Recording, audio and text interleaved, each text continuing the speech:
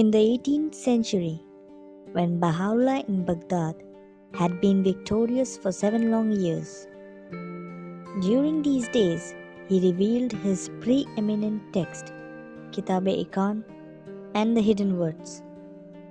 The divine love poured out of him attracted many receptive souls, and the respect for Baha'u'lláh was increasing day by day.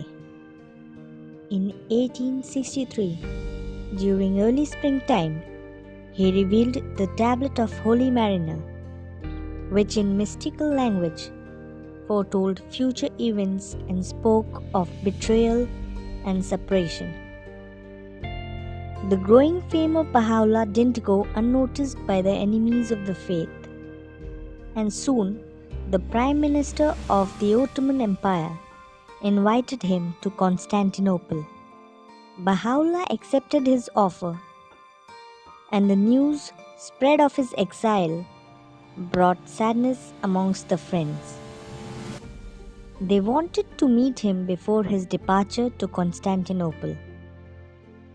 To fulfill their wishes, Baha'u'lláh decided to stay in the Najibiye garden for 12 days, which was across the river Tigris.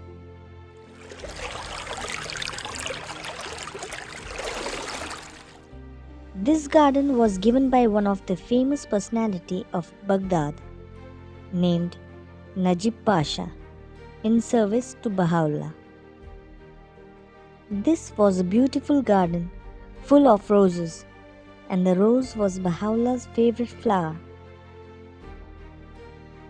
The garden was named Ridván by his followers.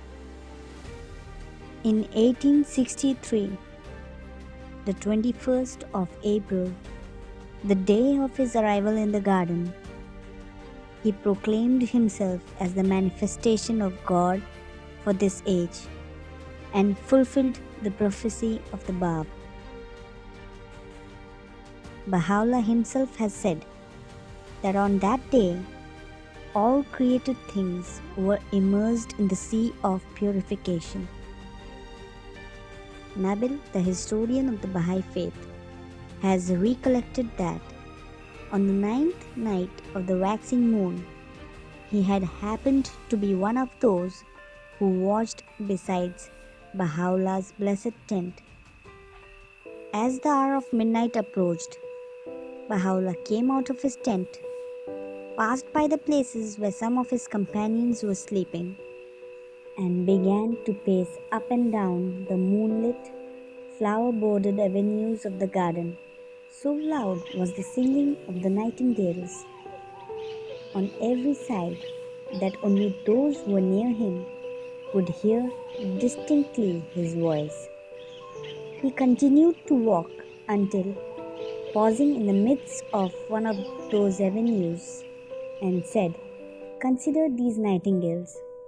So great is the love for these roses that sleepless from dusk till dawn, they warble their melodies and commune with burning passion with the object of their adoration. How then can those who claim to be afire with the rose-like beauty of the beloved choose to sleep?"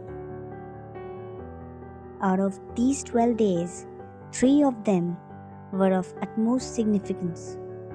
The first day when Baha'u'lláh declared his mission, the 9th day when his family arrived in the garden to celebrate the joy of his proclamation, and the 12th day when he left the garden and started his journey to Constantinople.